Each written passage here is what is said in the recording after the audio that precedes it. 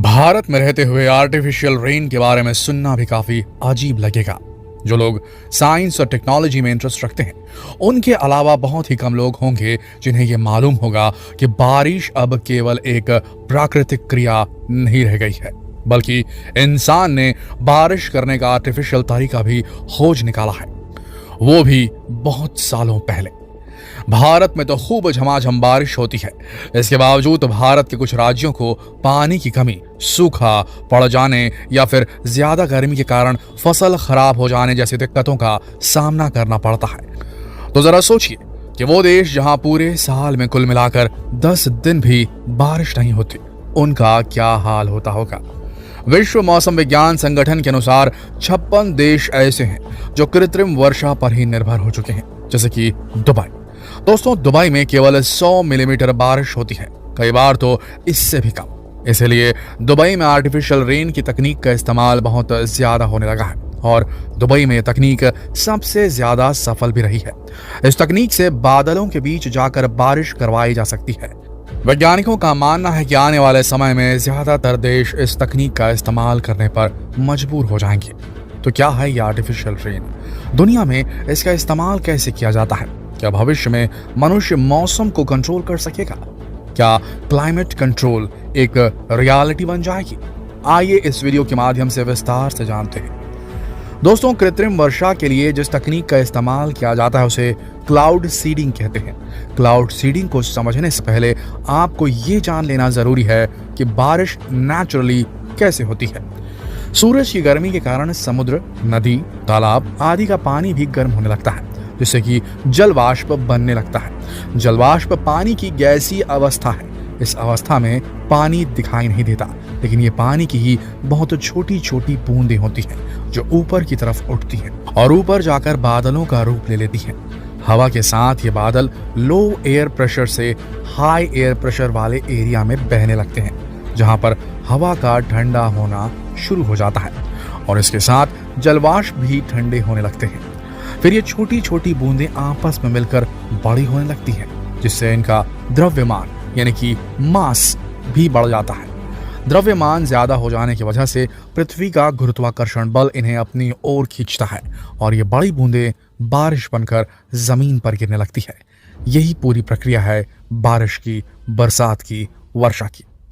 लेकिन बारिश कई और प्राकृतिक चीजों पर निर्भर करती है। कई बार बादलों को वो अनुकूलित वातावरण नहीं मिल पाता जिससे कि बारिश की प्रक्रिया पूरी हो सके। तो जब बादलों को वो अनुकूलित वातावरण कृत्रिम तरीके से देकर बारिश करवाई जाती है, उसे ही आर्टिफिशियल रेन या क्लाउड सीडिंग कहा जाता है। इस प्रक्रिया के लिए वायुमंडल में हेलीकॉप्टर या विमानों के जरिए सिल्वर आयोडाइड, पोटेशियम आयोडाइड और ड्राई आइस के कणों का छिड़काव किया जाता है। हेलीकॉप्टर या विमान में सिल्वर आयोडाइड के 2 बर्नर या जनरेटर लगे होते हैं, जिनमें हाई प्रेशर के साथ सिल्वर आयोडाइड का घोल भरा होता है। जिस जगह बारिश करवानी होती है वहां हवा के विपरीत दिशा में इसका छिड़काव किया जाता है। इसके लिए कौन सी जगह सही होगी, किस बादल पर छिड़काव करना है, इन सब बातों का फैसला मौसम विभाग के वैज्ञानिक ही करते हैं। इस तरह की क्लाउड सीडिंग में बारिश होना तभी पॉसिबल है जब पहले से ही बादल मौजूद हो। डॉपलर रडार की मदद से वर्षा वाले बादलों का पता लगाया जाता है। ये कोई नई तकनीक नहीं है। इसका इस्तेमाल पहली बार 1923 में अमेरिकन साइंटिस्ट WD बैनक्रॉफ्ट ने किया था और वो इसमें सफल भी रहे थे। वैसे क्लाउड सीडिंग का इन्वेंटर विंसेंट जे शैफर को माना जाता है, लेकिन उनसे पहले आर्टिफिशियल रेन का एक्सपेरिमेंट बैनक्रॉफ्ट कर चुके थे।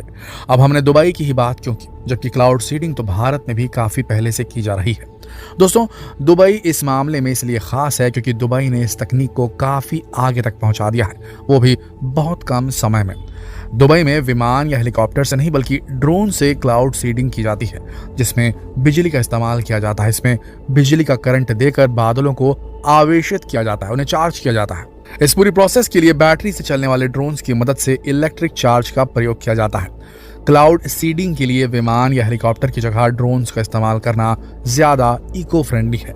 इलेक्ट्रिक चार्ज बादलों के अंदर मौजूद वाटर ड्रॉपलेट्स को बड़ी बूंदें बनने पर मजबूर कर देते हैं, जिसकी वजह से उन्हें पृथ्वी तक आना ही पड़ता है, मतलब गिरना पड़ता है और बारिश हो जाती है। दोस्तों, दुबई को इस तकनीक की जरूरत भारत के मुकाबले बेहद ज्यादा है, क्योंकि वहां पर पानी पीने का जो है वो 99% हिस्सा रिवर्स ऑस्मोसिस सिस्टम की बदौलत आता है, यानी कि समुद्र का जो पानी होता है उसे फिल्टर किया जाता है। यहाँ समुद्र के पानी में बहुत ही बड़े बड़े रिवर्स ऑस्मोसिस प्लांट्स बनाए गए हैं, जिन्हें डीसैलिनेशन प्लांट्स कहा जाता है, जिनकी वजह से समुद्र का पानी पीने लायक बन पाता है। यहाँ पीने लायक पानी बनाने के लिए केवल यही एक टेक्नोलॉजी है जिसकी मदद से रोज करोड़ों लीटर पानी फिल्टर किया जाता है, लेकिन इसकी कॉस्ट बेहद ज्यादा आती है, क्योंकि इस तकनीक में बिजली का भी काफी प्रयोग करना पड़ता है। दुबई में 1000 लीटर पानी फिल्टर करने का खर्चा 4500 रुपए आता है। इसीलिए अब दुबई ने पीने का पानी बनाने के लिए भी क्लाउड सीडिंग का इस्तेमाल करना शुरू कर दिया है। दुबई में एक डैम केवल क्लाउड सीडिंग से पानी इकट्ठा करने के लिए ही बनाया गया है। जब बारिश होती है तो इस डैम में पानी इकट्ठा हो जाता है। यहाँ से दुबई को पीने लायक पानी बनाने में भी आसानी होती है और साथ ही बिजली प्रोड्यूस करने का काम भी यहाँ किया जाता है। इस तकनीक की मदद से 1000 लीटर पीने लायक पानी बनाने की कॉस्ट 75 रुपए आती है। दुबई अभी भी इस तकनीक पर आगे काम कर रहा है। दोस्तों, भारत भी इस तकनीक के मामले में पीछे नहीं है। भारत में सबसे पहले 1951 में निजी कंपनी टाटा फार्म ने पश्चिमी घाट में कई जगहों पर इस तरह की बारिश की थी। इसका नेतृत्व एस.के. चैटर्जी ने किया था। इस प्रयोग में हाइड्रोजन गैस से भरे गुब्बारों में नमक और सिल्वर आयोडाइड को बादलों के ऊपर भेजा गया था। इसमें भारत ने सफलता भी हासिल की थी। सन 1993 से 1994 में भी तमिलनाडु ने सूखे से निपटने के लिए आर्टिफिशियल रेन का इस्तेमाल किया था। सन 2004 के बाद इसके ऊपर काम पड़ गया था, लेकिन वैज्ञानिकों का मानना है कि भारत में यह तकनीक अन्य देशों के मुकाबले काफी महंगी साबित होती है। इस तकनीक से मनुष्य सीधा सीधा मौसम को कंट्रोल कर रहा है। इस तकनीक से सूखे की समस्या से छुटकारा पाया जा सकता है। फसल को खराब होने से भी बचाया जा रहा है। जब बारिश नहीं होती तब भी घनघोर बारिश करवाना ये मौसम पर मानव का नियंत्रण नहीं तो और क्या है।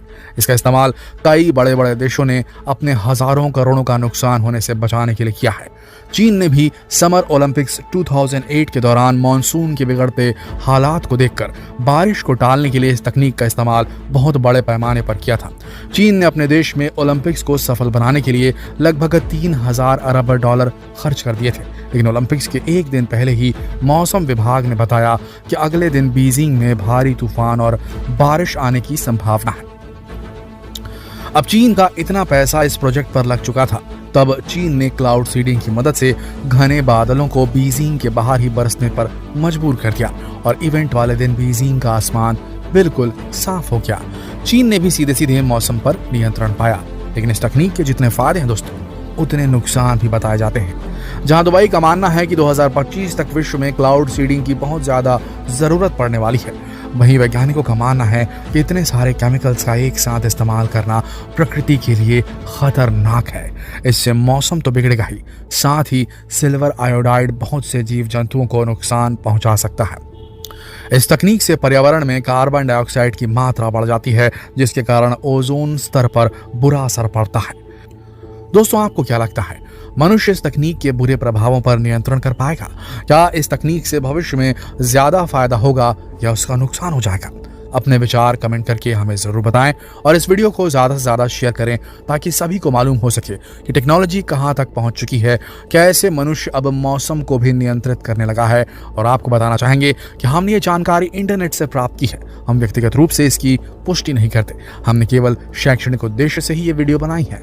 हम आशा करते हैं कि आप भी इस वीडियो को इसी तरह से लेंगे और अगर आपको ऐसी इन्फॉर्मेटिव वीडियो देखना पसंद है तो हमारे चैनल को सब्सक्राइब जरूर करें। डेली न्यू अपडेट्स के लिए बेल आइकन को क्लिक करना बिल्कुल ना भूलें। कल फिर मिलते हैं एक और दिलचस्प जानकारी प्रद वीडियो में। तब तक के लिए आप सबका इस वीडियो के अंत तक बने रहने के लिए दिल की गहराइयों से धन्यवाद।